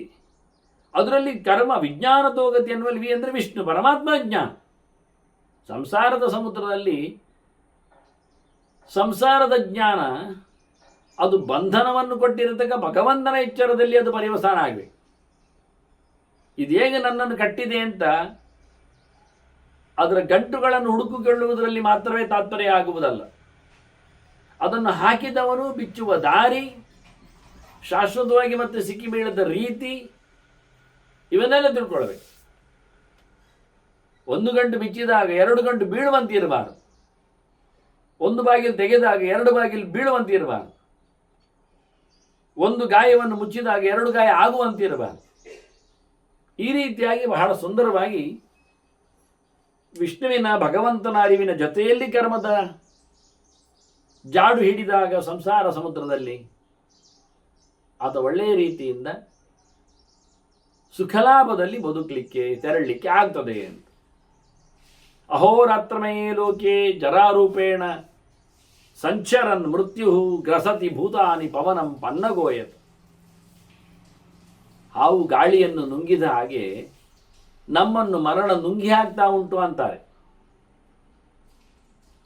ಪ್ರಪಂಚವನ್ನು ನುಂಗುತ್ತಾ ಇದೆ ಮರಣ ದೇವತೆ. ನಾನು ಮೃತ್ಯುವಿನ ಬಗ್ಗೆ ಹಿಂದೆ ಬಂದಿತ್ತದು, ಧರ್ಮರಾಜನೇ ಕೇಳಿದ ಮೃತ್ಯುವಿನ ಬಗ್ಗೆ ಹೇಳಬೇಕು ಅಂತ ಭೀಷ್ಮರು ಬಹಳ ಅದ್ದೂರಿಯಾಗಿ ಹೇಳಿದರು. ನರನನ್ನು ಯಮದೀಪದ ಹೊತ್ತಿನಲ್ಲಿ ಆತ ಮೃತ್ಯು ಮತ್ತು ಕಾಲನ ನಡುವೆ ಇರ್ತಾನೆ ಹೇಳಿದಾಗ ಅಲ್ಲಿ ಅದನ್ನು ಗುರುತಿಸಿದ್ದೇನೆ, ಹೇಗಿರ್ತಾನೆ ಕಾಲ, ಹೇಗಿದ್ದಾನೆ ಮೃತ್ಯು ಅಂತ. ಅದರಂತೆ ಬಹಳ ಭೀಕರವಾಗಿ ರೋಗ ರುಜಿನಗಳಿಂದ ಮನುಷ್ಯನನ್ನು ಮೃತ್ಯು ಅಪೋಷಣ ಮಾಡ್ತಾ ಉಂಟು. ಇದು ಕ್ರಮ, ಇಲ್ಲಿಯ ರೀತಿಯದು. ಹಗಲು ರಾತ್ರಿ ಅನ್ನತಕ್ಕಂಥ ದೊಡ್ಡದಾದ ಒಂದು ಪ್ರಪಂಚ. ಹಗಲು ರಾತ್ರಿ ಅಂದರೆ ದಿವಾ ಜ್ಞಾನಂ ಪ್ರಕೀರ್ತನ, ರಾತ್ರಿ ಅಜ್ಞಾನ ಉದ್ದಿಷ್ಟಂ ಅಂತ ಹೇಳಿಕೊಂಡು ಜ್ಞಾನದ ಪ್ರಪಂಚ, ಅಜ್ಞಾನದ ಪ್ರಪಂಚ. ಏನು ಗೊತ್ತಿಲ್ಲ ಒಂದು ಕಡೆ, ಭಾರಿ ಗೊತ್ತಿದೆ ಇನ್ನೊಂದು ಕಡೆ. ಈ ರೀತಿಯಾದಂತಹ ಲೋಕ. ಅಲ್ಲಿನ ಪ್ರತಿ ವ್ಯಕ್ತಿಯು ತಿರುಗ್ತಾನೆ, ಓಡಾಡ್ತಾನೆ, ಆನಂತರ ಮೃತ್ಯುವಿನ ಬಾಯಿಗೆ ಬೀಳುತ್ತಾನೆ. ಸುತ್ತಮುತ್ತಲು ಹರಡಿ ನಿಂತಿರತಕ್ಕ ಗಾಳಿ ಹೇಗೆ ಹಾವಿನ ಬಾಯ ಗೂಡೊಳಗೆ ಹೋಗಿಬಿಡುತ್ತದೋ ಹಾಗೆ ಹೋಗಿಬಿಡುತ್ತಾನೆ. ಸ್ವಯಂಕೃತಾನಿ ಕರ್ಮಾಣಿ ಜಾತೋ ಜಂತು ಪ್ರಪದ್ಯತೆ ನಾಕೃತಂ ಲಭತೆ ಕಶ್ಚಿತ್ ಕಂಚಿದತ್ರ ಪ್ರಿಯಂ. ಒಳಿತು ಕೆಡುಕುಗಳ ಈ ಪ್ರಪಂಚ ಹೇಗೆ ಲಭ್ಯವಾಯಿತು, ಹೇಗೆ ಬಂದಿದೆ ಕೇಳಿದರೆ ಅವನು ಮಾಡಿದ್ದರಿಂದಲೇ ಪಡೆದದ್ದು ತಾನೇ ಅಂತ. ಯಾರು ಏನನ್ನು ಎಲ್ಲಿ ಹೇಗೆ ನಡೆಸಿಕೊಡ್ತಾನೋ ಅದನ್ನೇ ಪಡೆಯುವುದು. ಎಷ್ಟು ಜನ್ಮಗಳು ಬಂದರೂ ಅವನು ಮಾಡಿದ್ದರಲ್ಲಿ ಅವನಿಗೆ ತಿನ್ನಲಿರುವುದು ಹೊರತು ಇನ್ನೇನು ಅಲ್ಲ. ತಾನು ಮಾಡಿದ ಕೆಲಸಗಳೇ ಹುಟ್ಟಿದಾಗ ಅವನನ್ನು ಮೆಚ್ಚಿಕೊಳ್ಳುತ್ತದೆ ಅಷ್ಟು. ಮಾಡದೇ ಇದ್ದದ್ದು ಬೇರೆಯವರು ಮಾಡಿದ್ದು ಇವನನ್ನೇನು ಸಹ ತಾಗುವುದಿಲ್ಲ, ಅಂಟಿಸಿಕೊಳ್ಳುವುದಿಲ್ಲ. ಇದು ಕ್ರಮ ವಾಸ್ತವವಾಗಿ. ಶಯಾನಂ ಯಾಂತಮಾಸೀನಂ ಪ್ರವೃತ್ತಂ ವಿಷಯೇಷು ಚ ಶುಭಾಶುಭಾನಿ ಕರ್ಮಾಣಿ ಪ್ರಪದ್ಯಂತೆ ನರಂ ಸದಾ. ಆ ಕರ್ಮಗಳು ಕೆಲಸ ಯಾವಾಗ ಮಾಡ್ತವೆ ಕೇಳಿದರೆ ಯಾವಾಗ ಅಂತಲೂ ಇಲ್ಲ, ಯಾವಾಗಲೂ ಮಾಡಬಹುದು. ಇನ್ನು ಮಾಡಿದ ಕೆಲಸಗಳಿಗೆ ಈಗ ಅದನ್ನು ಅನುಭವಿಸುವ ನಮೂನೆ ಎಂದು ಹೇಗೆ ಕೇಳಿದರೆ ಅದಕ್ಕೆ ಎಲ್ಲಿಯೂ ನೋಟಿಸ್ ಇಲ್ಲ. ಯಾವ ಜನ್ಮದಲ್ಲಿ ಮಾಡಿದ, ಯಾವ ವಿಷಯದಲ್ಲಿ ಬಂದ, ಏನು ಇದು ಫಲ ಎನ್ನುವುದನ್ನು ಯಾವಾಗ ಹೇಳ್ತೀರಿ, ಏನಿಲ್ಲ. ಕೆಲವೊಂದು ಮಾತುಗಳನ್ನು ಹೇಳ್ತಾರೆ ಜನರಲ್ ಆಗಿ, ಅತ್ಯುತ್ಕಟೆ ಪುಣ್ಯ ಪಾಪಿ ಹೈವ ಫಲಮಶ್ನುತೆ ಅಂತೇಳಿ. ಭಾರಿ ಒಳ್ಳೆಯದು ಮಾಡಿದವನಿಗೆ ಇಲ್ಲೇ ಸಿಗ್ತದೆ, ಭಾರಿ ಕೆಟ್ಟದ್ದು ಮಾಡಿದವನಿಗೆ ಇಲ್ಲೇ ಸಿಗ್ತದೆ ಅಂತ ಖಾತ್ರಿ ಏನಿಲ್ಲ. ಯಾವುದದು ಭಾರಿ ಒಳ್ಳೆಯದು ಅಂದರೆ, ಯಾವುದದು ಭಾರಿ ಕೆಟ್ಟದು ಅಂದರೆ ಅದು ಪಟ್ಟಿ ಇಲ್ಲ. ಒಬ್ಬನಿಗೆ ಅದು ಭಾರಿ ಒಳ್ಳೆಯದು ಮಾಡಿದಾಗ ಕೊಡದೆ ಹೋಗ್ಬೋದು, ಅದಕ್ಕಿಂತ ಕಮ್ಮಿ ಒಳ್ಳೆಯದು ಮಾಡಿದವನಿಗೆ ಸಿಕ್ಕಿರ್ಬೋದು. ಅದು ಅದರಿಂದ ಇದರಿಂದ ಅಂತ ಹೇಳಲಿಕ್ಕೆ ಆಗೋದಿಲ್ಲ, ಯಾವತ್ತೂ ಫಲಿಸಬಹುದು. ತ್ರಿಭಿರ್ವರ್ಷೈ ತ್ರಿಭಿರ್ಮಾಸೈ ತ್ರಿಭಿರ್ವಾರೈ ತ್ರಿಭಿರ್ದಿನೈ ಎಲ್ಲ ಹೇಳ್ತಾರೆ. ಭಾರಿ ದೊಡ್ಡ ಕೆಲಸ ಮಾಡಿದರೆ ಅವನಿಗೆ 3 ವರ್ಷದೊಳಗೆ ಫಲ ಸಿಗ್ತದೆ ಅಂತ. ಅದೆಂತ ತೆಂಗಿನ ಮರವ ಹಾಗೆಲ್ಲ ಹೇಳಿಕೊಂಡು ತಿರುಗಲಿಕ್ಕೆ? ಅದು ಕೆಲವೊಮ್ಮೆ ನೀರು ಬಿಟ್ಟರು ಗೊಬ್ಬರ ಹಾಕಿದ್ರು 3 ವರ್ಷದೊಳಗೆ ಕೊಡಬೇಕು ಅಂತ ಖಾತ್ರಿ ಇಲ್ಲ. ನರ್ಸರಿ ಪ್ಲಾಂಟ್ ತರ್ತೇವೆ, ಅವ್ರು ಹೇಳ್ತಾರೆ 6 ತಿಂಗಳಲ್ಲೇ ಬರ್ತದೆ. ಎಂಥದ್ದು ಬರ್ತದೆ? ಬೇರು ಬರ್ತದೆ ಅಷ್ಟೇ, ಒಂದು ಹೆಚ್ಚಿಗೆ. ಅವರು ಕೊಡತಕ್ಕಂಥ ಕಡ್ಡಿ ಗುಲಾಬಿ ಗಿಡ ಅಂತೂ ಭಾರಿ ಗೋಜಿ ಇರ್ತದೆ, ಒಂದು ಚಂದವಾಗಿ ಮೊಗ್ಗಿರ್ತದೆ, ಅರಳ್ತದೆ. ಇದಿನ್ನು ಎಷ್ಟು ಕೊಡ್ತಾ ಇರ್ತದೆ ಹೇಳ್ತಾರೆ, ಎಷ್ಟು ಕೊಡ್ತಾ ಇರ್ತದೆ ಅಂತ. ಎಷ್ಟು ಕೊಡೋದಿಲ್ಲ, ಅದರದ್ದು ಇದ್ದ ಎಲೆಯು ಬಿದ್ದ ನಂತರ ಮತ್ತೇನು ಮಾತಾಡೋದಿಲ್ಲ. ಅದು ಒಣ ಕಡ್ಡಿಯೇ ಆಗ್ತದೆ ಕೊನೆಗೆ. ನೀವು 100 ಅಲ್ಲ 250 ರೂಪಾಯಿ ಖರ್ಚು ಮಾಡಿದ್ರು ಅಷ್ಟೇ. ಕೊನೆಗೆ ಎಲ್ಲಿ ಒಂದು ಚಿಗುರು ಬಂದು ಖುಷಿ ಪಡ್ತೀರಿ. ಒಂದು ಎಡೆಯಲ್ಲಿ ಅದರದ್ದು ಕಡ್ಡಿಯಲ್ಲಿ ಒಂದು ಚಿಗುರು ಬರ್ತದೆ, ಅದು ಮತ್ತೆ 1 ವಾರದ ಒಳಗೆ ಸಾಯ್ತದೆ ಆ ಚಿಗುರು ಸಹ. ಮತ್ತು ಅವರದ್ದು ಕೇಳಿದ್ರೆ ಹೇಳ್ತಾರೆ, ನೀವು ಹೆಚ್ಚು ಗೊಬ್ಬರ ಹಾಕಿದ್ದೀರಿ, ಹಾಕಲೇ ಇಲ್ಲ ಗೊಬ್ಬರ ಅಂದ. ಅದೇ ಹಾಕಲೇ ಇಲ್ಲ ನೀವು ಅಂತಾರೆ, ಮತ್ತೆ ನಮಗೆ ಉತ್ತರ ಕೊಡ್ತಾರೆ, ಹೌದು ಹಾಕಲೇ ಇಲ್ಲ ಅಂತ. ಹಾಕಿರಿಯೂ ಸಾಯ್ತದೆ, ಹಾಕದಿದ್ರೂ ಬದುಕ್ತದೆ. ಇದೆಲ್ಲ ವಿಚಿತ್ರವಾದಂಥ ಕಥೆಗಳು, ಲೋಕದ ಕಥೆಯೇ ಹಾಗೆ. ಕೆಲವು ಆಮ್ರೋಪಮ ಎಲ್ಲ ಹೇಳಲಿಲ್ವಾ ವ್ಯವಸ್ಥೆ ಹೇಗೆ ಇರ್ತದೆ ಅಂತ. ಕಲಿಯುಗದಲ್ಲಿ ಎಲ್ಲರೂ, ಇದು ಭಾರತದ್ದೇ ಗೆರೆಗಳೇ, ಮಾವಿನ ಹಣ್ಣಿನ ಹಾಗೆ ಅಂತ. ಕಲಿಯುಗದಲ್ಲಿ ಮಾವಿನ ಹಣ್ಣು ಕಾಯಿ ಎಲ್ಲ ಒಂದೇ ನಮನೆ. ಮಾವಿನ ಪ್ರಾಡಕ್ಟ್ ಇದ್ದಾಗೆ. ಹೇಗೆ ಕೇಳಿದರೆ ಅದು ಯಾವಾಗ ಬೀಳ್ತದೆ ಗೊತ್ತಿಲ್ಲ. ಮಾವಿನ ಕತೆ ನೋಡಿ, ಮಾವಿನಲ್ಲಿ ಒಂದಿಷ್ಟು ಹೂ ಬರ್ತದೆ, ಆ ಹೂವಿನಲ್ಲಿ ಎಷ್ಟೋ ಬಿದ್ದು ಬೀಳ್ತದೆ, ಒಂದಿಷ್ಟು ಮಿಡಿ ಆಗ್ತದೆ, ಆ ಮಿಡಿ ಎಷ್ಟು ಕೆಳಗೆ ಬೀಳ್ತದೆ, ಒಂದಿಷ್ಟು ಕಾಯಿ ಆಗ್ತದೆ, ಅದರಲ್ಲಿ ಎಷ್ಟು ಬಿದ್ದು ಹೋಗ್ತದೆ, ಒಂದಿಷ್ಟು ಹಣ್ಣು ಆಗ್ತದೆ, ಅದೆಷ್ಟು ಬಿದ್ದು ಹೋಗ್ತದೆ, ಇನ್ನು ಉಳಿದದ್ದು ಅದು ಕೊಳೆತಿರ್ತದೆ, ಅಲ್ಲಿ ಮುಗೀತು. ಇದು ನಮ್ಮ ಮನುಷ್ಯ ಜೀವನ ಭಾರಿ 90ರವ ಅಂದರೆ ಅದು ಮುದುಕಾವ, ಅವ ಕೊಳೆತಿರ್ತಾನೆ. ಮತ್ತು 80-70ರಲ್ಲಿ ಅವನು ಹಣ್ಣಾಗಿರ್ತಾನೆ, ಟೇಸ್ಟ್ಲೆಸ್ ಆಗಿರ್ತದೆ, ಹಣ್ಣಾಗಿರ್ತದೆ, ಓವರ್ ರೈಪ್ ಇದ್ದಾನೆ. ಇನ್ನು 60-70ರಲ್ಲಿ ರೈಪ್ ಆಗಿರ್ತಾನೆ, ಅವ ಒಳ್ಳೆ ಹಣ್ಣಾಗಿರ್ತಾನೆ. ಆಗ ಯಾರವನನ್ನು ತಿನ್ನಲಿಕ್ಕೆ ಬರುವುದಿಲ್ಲ, ಮುಸ್ತಿಕೆ ಇರುವುದಿಲ್ಲ 50-60ರಲ್ಲಿ. ಮತ್ತು 30-40ರಲ್ಲಿ ಕಾಯಿ ಇರ್ತಾನೆ, ಮೆಣಸಿನಕಾಯಿಗೆ ಆಗ್ತದೆ, ಉಪ್ಪಿನಕಾಯಿಗೆ ಆಗ್ತದೆ. ಮತ್ತು ಅದು 30 ವರ್ಷದಲ್ಲಿ ಅದು ಇನ್ನೂ ಕೆಳಗಿದ್ದಾಗ ಅದು ಇನ್ನು ಮಿಡಿ ಸೊನೆ ಇರ್ತದೆ ಅಷ್ಟೇ. ಮತ್ತು 10 ವರ್ಷದಲ್ಲಿ ಅದು ಉಪಯೋಗಕ್ಕೆ ಬರುವುದಿಲ್ಲ, ಕೈಪೆ ಇರ್ತದೆ, ಕೆಳಗೆ ಬೀಳ್ತದೆ.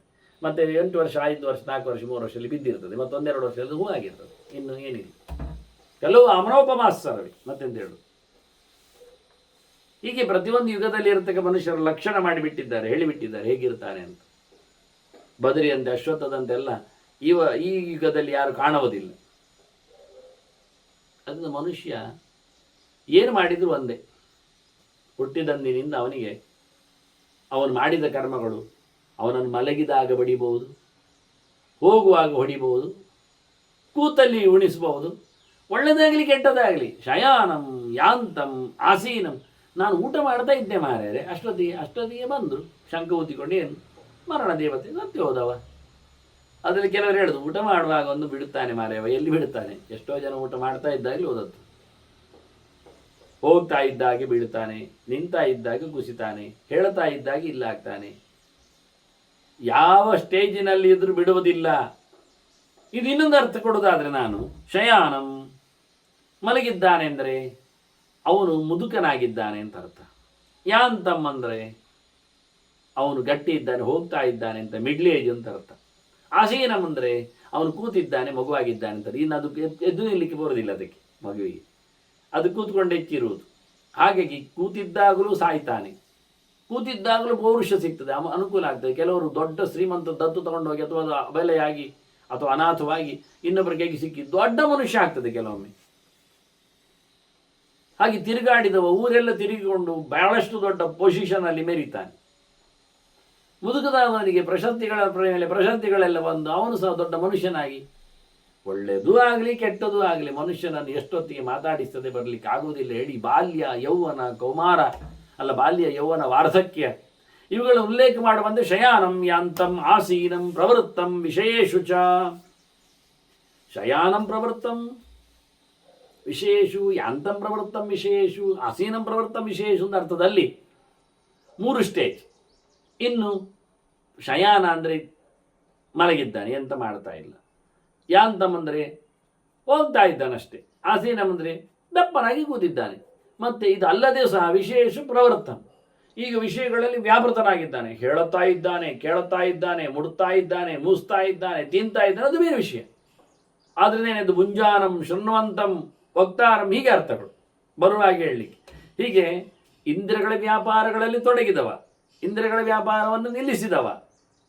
ಎಂತ ಅರ್ಥ ಮಾಡಿದ್ರು ಒಂದೇ ಅಂತಾರೆ. ನೀವೆಷ್ಟು ಅರ್ಥ ಬೇಕಾದ್ರೆ ಹೇಳಿ. ಶುಭಾಶುಭಾನಿ ಕರ್ಮಾಣಿ ಪ್ರಪದ್ಯಂತೆ ನರಂ ಸದಾ. ಮನುಷ್ಯರನ್ನು ಯಾವ ಸ್ಟೇಜಿನಲ್ಲಿಯೂ ಮಾಡಿರತಕ್ಕಂಥ ಒಳ್ಳೆಯದು ಕೆಡುಕುಗಳು ಮಾತಾಡಿಸ್ತಾನೇ ಇರ್ತವೆ. ನ ಹ್ಯನ್ಯತೆ, ವಾಸ್ತವವಾಗಿ ನೋಡಿ, ನ ಹ್ಯನ್ಯತೀರಮ ಅಸಾಧ್ಯ. ಒಬ್ಬ ದಾಟಿದಾನೆ ಕಷ್ಟಪಟ್ಟು ಕಡಲನ್ನು ನದಿಯನ್ನು, ಮತ್ತು ಇಲ್ಲಿ ಬರ್ತಾನೆ ಇನ್ನೊಮ್ಮೆ ದಾಟುವ ಅಂತ. ಹೇಗೆ ದಾಟಿದೆ ನೋಡಬೇಕು ಅಂತ ಹೇಳಿಕೊಂಡು ಬರ್ತಾನ? ಖಂಡಿತ ಇಳಿಯುವುದಿಲ್ಲ. ನ ಹ್ಯನ್ಯತೀರಂ ಅಸಾಧ್ಯ ಪುನಃ ತರ್ತಂ ವ್ಯವಸ್ಯತಿ. ಒಮ್ಮೆ ದಾಟಿದ ಬಳಿಕ ಒಬ್ಬ ಮತ್ತೊಮ್ಮೆ ದಾಟುವುದು ಹೇಗೆ ಅಂತ ನೋಡ್ಲಿಕ್ಕೆ ಹೋಗುವುದಿಲ್ಲ. ಒಮ್ಮೆ ಆಸ್ಪತ್ರೆ ಹೋಗಿ ಅವರಲ್ಲಿ ಕೈಕಾಲೆಲ್ಲ ಬಡಿದುಕೊಂಡು ಹುಷಾರಾಗಿ ಬಂದವ, ಮತ್ತೊಮ್ಮೆ ನೋಡುವ ಆಸ್ಪತ್ರೆ ಮೊನ್ನೆ ಹೋದದ್ದು ನನಗೆ ಗಡಿಬಿಡಿಯೇ ಅತಿ, ಒಂದು ಪುರುಸೋತ್ತಲ್ಲಿ ರಜೆ ಹಾಕಿಕೊಂಡು ಹೋಗಿ ಬರ್ತೇನೆ ಅಂದರೆ ಆಗ್ತದ? ಹೋದೊಂದು 12 ದಿನ ಮಲಗಿ ಬರಬೇಕು ಆಸ್ಪತ್ರೆಯಲ್ಲಿ. ಸುಮ್ಮನೆ ಆಸ್ಪತ್ರೆ ಹೋಗಲಿ ಆಗ್ತದ? ಅಲ್ಲ, ದುಡ್ಡಿದ್ರು ಆಗ್ತದ, ದುಃಖ ಆಗ್ತದೆ. ಹಾಗಾಗಿ ಒಮ್ಮೆ ದಾಟಿದವ ಮತ್ತೆ ಇನ್ನೊಮ್ಮೆ ದಾಟಲಿಕ್ಕೆ ಬೇಕು ಅಂತ ಹೇಳಿ ಓಡುವುದಿಲ್ಲ ಹೇಳುವ ಹಾಗೆ ಅಂಥವ ಯಾವ ಸರಿ ಇಲ್ಲದವ ಅಂತ ಅರ್ಥ. ಆದ್ದರಿಂದ ನಿಜವಾಗಿ ಯಾರು ಸಮ ಇಲ್ಲ ಅವರು ಮಾತ್ರವೇ ಸಮುದ್ರದಲ್ಲಿ ಮತ್ತೆ ಬೀಳುತ್ತಾರೆ. ನಮಗೆ ಇನ್ನೊಮ್ಮೆ ದುಡುಕುವವು ಕಾಣುವುದಿಲ್ಲ. ದುರ್ಲಭೋ ದೃಶ್ಯತೆ ಹ್ಯಸ್ಯ ವಿನಿಪಾತಃ ಮಹಾರ್ಣವೇ. ಇದು ಸಾಮಾನ್ಯ ಅಲ್ಲ ದಾಟುವ ಕಥೆ ಹೇಳಿದ್ದು ನಾವು. ಸಮುದ್ರದಲ್ಲಿ ಬಿದ್ದಿದ್ದಾನೆ, ನಾಟಿ ಆಚೆ ಬಂದಿದ್ದಾನೆ. ಬೆನ್ನ ಹಿಂದೆ ತಿಮಿಂಗಿಲಗಳೆಲ್ಲ, ಶಾರ್ಕ್ಗಳೆಲ್ಲ ಬಂದಿವೆ, ಮೈ ಮೇಲೆಲ್ಲ ಹಾರಿದೆ ಆಕ್ಟೋಪಸ್ಗಳೆಲ್ಲ. ಉಪ್ಪು ನೀರು ಕುಡಿದಿದ್ದಾನೆ ಸಮ. ಈಗ ಮೇಲಕ್ಕೆ ಒಂದು ಕಣ್ಣೆಲ್ಲ ಕೆಂಪಾಗಿದೆ, ಮೈಯೆಲ್ಲ ಗುಳ್ಳೆ ಇದ್ದಿದೆ. ಅವ ಹೇಳ್ತಾನೆ, ಇನ್ನೊಮ್ಮೆ ನೋಡುವ ಹೇಗೆ ಬಂದದ್ದು, ನಾನು ನೀರು ಇಳಿತೇನೆ. ಖಂಡಿತ ಸಾಹಸ ಮಾಡುವುದಿಲ್ಲ. ಅಂಥ ವ್ಯಕ್ತಿ ಸಿಗುವುದೇ ಬಹಳ ವಿರಳ. ಹೀಗಾಗಿ ಇಂಥ ದೊಡ್ಡ ಸಮುದ್ರದಲ್ಲಿ ಸಂಸಾರದಲ್ಲಿ ಬಿದ್ದವ, ಬಡ್ಕೊಂಡು ಮೇಲಕ್ಕೆ ಬಂದವ, ಕಣ್ಣೆಲ್ಲ ಕೆಂಪು ಮಾಡಿಕೊಂಡವ, ಮೂಗನ್ನೆಲ್ಲ ನೀರು ಕುಡಿದವ, ಬಾಯಲ್ಲೆಲ್ಲ ಸುರಿದು ಬಿಟ್ಟಿದೆ. ಇಂಥವರು ಮತ್ತೆ ಇಳಿಲಿಕ್ಕೆ ಹೋಗ್ತಾನ? ಕೇಳ್ತಾವ. ಹೇಗುಂಟು ಕೇಳ್ತ ಮನುಷ್ಯನ ಬದುಕಿನ ಕಥೆ ಹೇಗುಂಟು? ಯಥಾ ಭವಾಭಿ ಸಂಪನ್ನ ಯಥಾ ಭವಾವಪನ್ನಾಹಿ ನೌರ್ಮಹಂಬಸಿ ತಂತುನ. ದೊಡ್ಡ ಹಡಗನ್ನು ನೀರಿನಲ್ಲಿ ಬಿಟ್ಟಾಗ ಅದಕ್ಕೆ ಹಗ್ಗ ಕಟ್ಟಿ ತನಗೆ ಇಷ್ಟ ಬಂದಾಗ ಅದನ್ನು ಎಳ್ಕೊಂಡು ತಿರ್ಕೊಂಡೆಲ್ಲ ಹೋಗ್ತಾನೆ. ಹಾಗೆ ಮನುಷ್ಯನ ಬದುಕು ಅಂದರೆ ಏನು ಕಟ್ಟಲಿಕ್ಕೆ ಉಂಟು? ಮನಸ್ಸು. ತಥಾ ಮನೋಭಿಯೋಗಾದ್ವೈ ಶರೀರಂ ಪ್ರಚಕೀರ್ಷತಿ. ಮನಸ್ಸಿನ ಜೊತೆಯಲ್ಲಿ ಜೀವ ದೇಹವನ್ನು ಎಳ್ಕೊಂಡು ಹೋಗ್ತಾನೆ. ಅಷ್ಟು ದೊಡ್ಡ ಹಡಗನ್ನು ತನ್ನಿಷ್ಟದಂತೆ ಕಪ್ತಾನ ಕೈಲಿಡ್ಕೊಂಡು ದೊಡ್ಡದಾದ ಒಂದು ಚಕ್ರದಲ್ಲಿ ಸ್ಟೇರಿಂಗ್ ಅಂತ ಹೇಳಿ ಅದು ಬಡಿಗೆ ಎಂತಾದರೂ ಮಾಡಿ ಅಷ್ಟು ದೊಡ್ಡ ಅಲೆ ಉಳ್ಳ ಸಮುದ್ರದಲ್ಲಿ ಕಂಟ್ರೋಲ್ ಮಾಡಿಕೊಂಡು ಹೋಗ್ತಾನಲ್ಲ ಹೋದಲ್ಲಿಗೆ. ಹಾಗೆ ಮನಸ್ಸು ಅದನ್ನು ಗಟ್ಟಿಯಾಗಿಟ್ಟುಕೊಂಡು ಜೀವ ಈ ದೇಹ ಅನ್ನುವುದನ್ನು ಸಂಸಾರ ಸಮುದ್ರದಲ್ಲಿ ಚೆನ್ನಾಗಿ ಇದು ಹಡಗು ದುಡಿಸಿಕೊಂಡು ಹೋಗಬೇಕು. ಮುಳುಗಲಿಕ್ಕೆ ಬಿಡಬಾರ್ದು, ಸಾಯುವಂತೆ ಆಗಬಾರ್ದು. ಸುತ್ತಮುತ್ತಲು ಸುಮಾರು ಸಮುದ್ರ ದೃಷ್ಟಾಂತದಲ್ಲಿ ಹೇಳ್ತಾರೆ. ಸುತ್ತಮುತ್ತಲು ಸಮುದ್ರಕ್ಕೆ 1000 ಗಟ್ಟಲೆ ನದಿಗಳು ಕೂಡಿಕೊಳ್ಳುತ್ತವೆ, ಎಲ್ಲೆಂದರಲ್ಲಿ ಧುಮುಕ್ತವೆ, ಬೀಳುತ್ತವೆ, ಬಹಳ ಜೋರಾಗಿ ಸೇರಿಕೊಳ್ಳುತ್ತವೆ. ಯಥಾ ಸಮುದ್ರಂ ಅಭಿತಃ ಸಂಶಿತಾ ಸರಿತ ಅಪರಃ. ಹಾಗೆ ಇವನಿಗೆ ಸಹ ತಥಾ ಅನ್ಯ ಪ್ರಕೃತಿ ಯೋಗಾತ್ ಅಭಿಸಂಶ್ರಿಯತೆ ಸದಾ. ಇವನನ್ನು ಸಹ ಸುತ್ತಮುತ್ತಲು ಸಹಜವಾಗಿದ್ದಾನೆ. ಸುತ್ತಮುತ್ತಲು ಇವನಿಗೆ ಬೇಡದಿದ್ದ ಸಂಗತಿಗಳೆಲ್ಲ ಮುತ್ತಿಗೆ ಹಾಕ್ತಾನೆ, ಬೇಕಾದಗಳು ಸೇರಿಕೊಳ್ಳುತ್ತವೆ. ನದಿಗಳು ಹುಚ್ಚೆದ್ದು ಸಮುದ್ರದೊಳಗೆ ಹಾರುವಾಗ ಏನಿರ್ತದೆ? ನೆಲವನ್ನು ಕೊಚ್ಚಿಕೊಂಡು ಬರ್ತಾರೆ, ಕೊಚ್ಚೆಯನ್ನು ಹೊತ್ಕೊಂಡು ತರ್ತದೆ, ಹೆಣಗಳನ್ನು ಹೊತ್ತಾಗ್ತಾವೆ, ಎಂತಂತಿಲ್ಲ. ಹಾಗೆ ಮನುಷ್ಯಗೆ ಸಂಸಾರದಲ್ಲಿ ಇರುವಾಗ ಎಲ್ಲೆಡೆಯಲ್ಲಿಯೂ ಸಹ ಒಳ್ಳೆಯದು ಕೆಟ್ಟದು ಎಲ್ಲವೂ ಸಹ ಮುತ್ತಿಗೆ ಹಾಕಿ ಮೂಗು ಮುಸುರು ಹರಿಯುವ ಹಾಗೆ ಹಾರಿಕೊಂಡು ಓಡ್ತದೆ. ಸಮುದ್ರ ತನ್ನ ಸ್ವಭಾವ ಬಿಡುವುದಿಲ್ಲ, ನಾವು ನಮ್ಮ ಸ್ವಭಾವ ಬಿಡುವ, ಸಹಜವಾಗಿರಬೇಕು. ಈ ರೀತಿಯಾಗಿ ಒಂದು ಅದ್ಭುತವಾದಂತಹ ಚಿಂತನೆಗಳ ಹರವನ್ನು ಪರಾಶರರು ಕೊಡುತ್ತಾರೆ. ಮತ್ತು ಕೆಲವು ಮಾತುಗಳು ಚಿಂತನೆಗೆ ಬಂದಿವೆ, ಅದರ ಚಿಂತನೆ ಮತ್ತೆ ಸೇರುವ ವಂದನೆಗಳೊಂದಿಗೆ ಮಾಡುವ. ಶ್ರೀಕೃಷ್ಣ ನಾರಾಯಣ ನಾರಾಯಣ.